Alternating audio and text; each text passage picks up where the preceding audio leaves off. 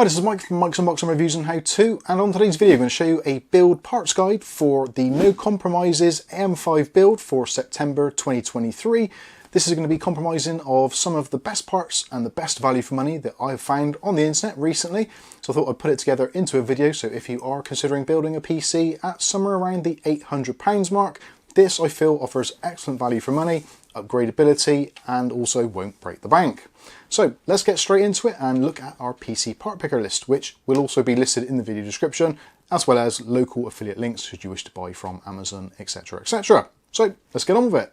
So this is our No Compromises budget AM5 £790 build, September 2023.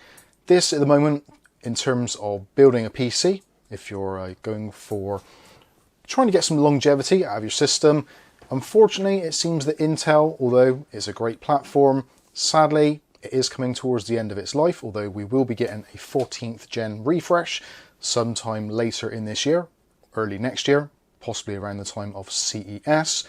So at the moment it makes a lot of sense to go with AM5 as your platform, being that we are still on the original 7000 series. 8000 series has been confirmed to be on AM5, and potentially, if the wind is blowing in the right direction, the 9000 series will be also. But as always, time will definitely tell.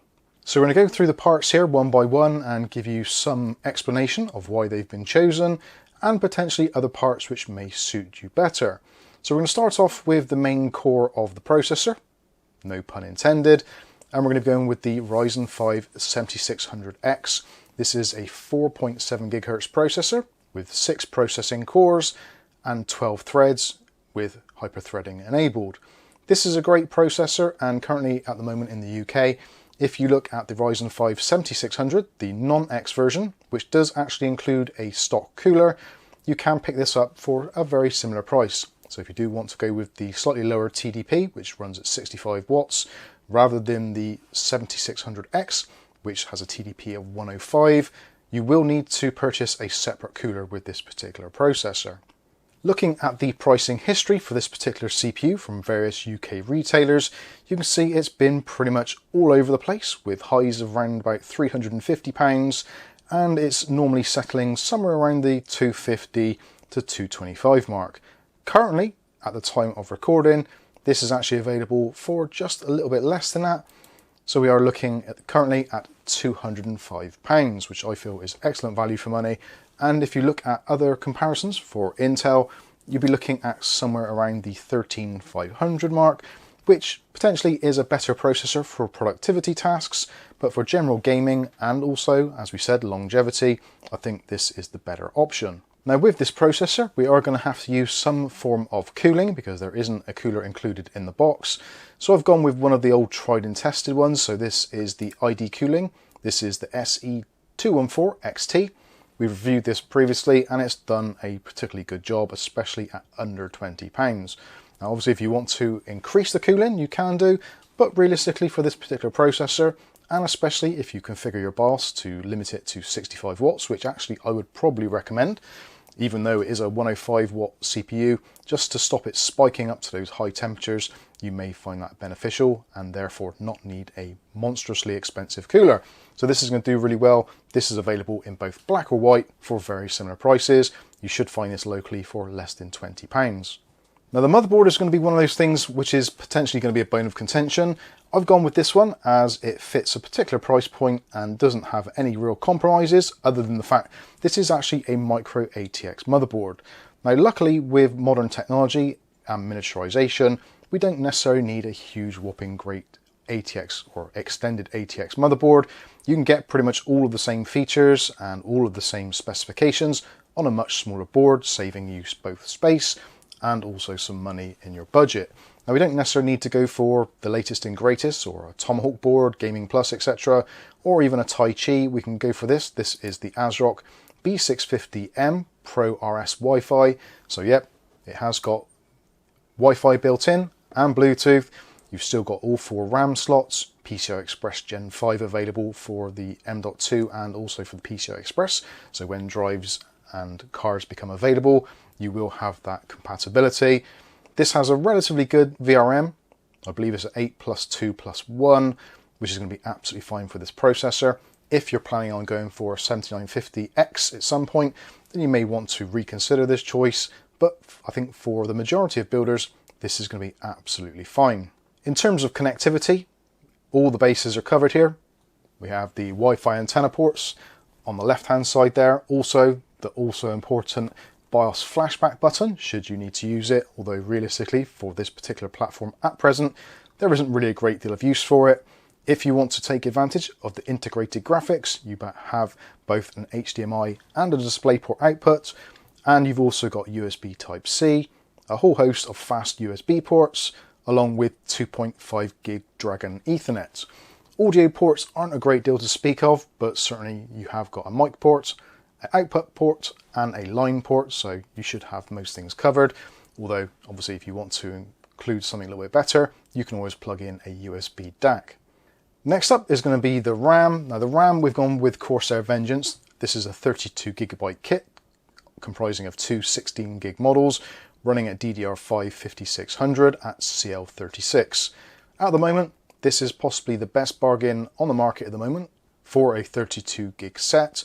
If you go for a 16GB set, unfortunately you are going to still be paying somewhere between £50 to £60. So in terms of actual value for what you get, I would strongly suggest going for a 32GB kit. They do seem to be better value for money.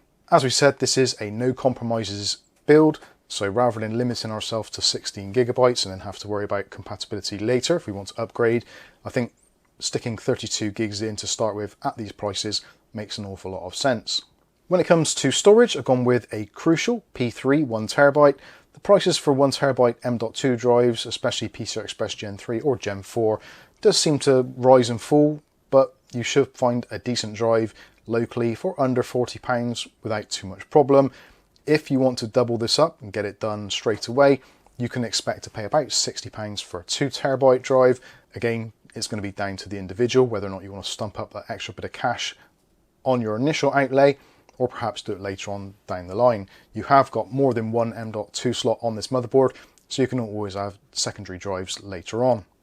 When it comes to the graphics card, at the moment here in the UK, the best bang per buck pretty much is going to be the Asrock Challenger D. We've actually reviewed this separately, so I'll put a link in the video description so you can check out this and some of the gameplay.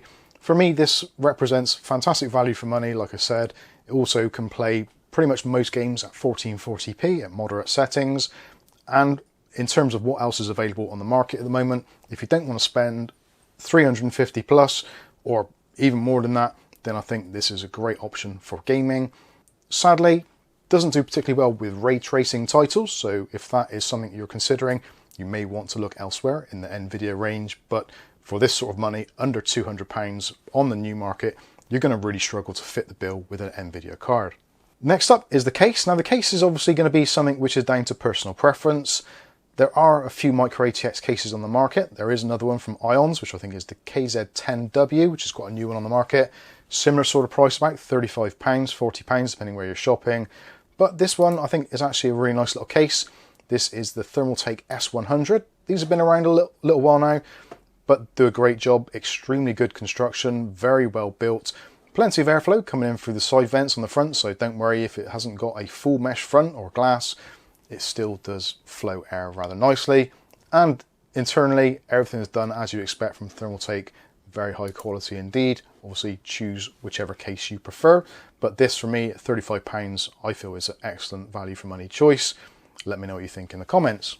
Now unfortunately, because of the price point of this particular case, it doesn't come with any included fans as such. So if you want to add a little bit of airflow, then the Thermalright TL C12C triple pack for £15, £5 a fan, you really can't go too far wrong on these. These are readily available from Amazon pretty much worldwide for very similar prices. You don't get a controller or hub or anything, but they are daisy chainable, so you don't have too many worries there. Something actually going back to the motherboard, the Asrock B650M Pro RS Wi-Fi actually has 3 addressable RGB ports on the board. So even if you're considering, I don't want to overload the ports, don't worry, you're going to be absolutely fine with this configuration. Last is going to be the power supply. Now the power supply is going to be again one of those things where people have their own specific brands which they know and trust, etc. So we've gone with a Antec EA550G Pro. This is a 550 watt gold rated power supply. This is at the moment in the UK available for about £60, which power supply prices at the moment here have been pretty horrendous. But if you don't want to spend kind of £100 plus, this I feel is one of the better bangs per buck. 550 watts is going to be absolutely fine for this. I think I looked at the wattage and we're under 400 watts. So there is a little bit of headroom there should you wish to upgrade later on down the line. This power supply is actually built on the Seasonic Focus line of power supplies, uses that as a platform and has Antec branding. We have done a review on this separately again, so if you want to check that out, you certainly can do. As we have with actually quite a few other parts on here, such as the Thermalright fans, we've done a review on those. The Asrock board we haven't, but I am planning on buying one of these actually, so if you do want to see what this board is actually like in use, we will be doing basically the build which is on the screen at the moment in the future. So if you want to see that, stay subscribed and click the chime button and you'll be notified of future video releases.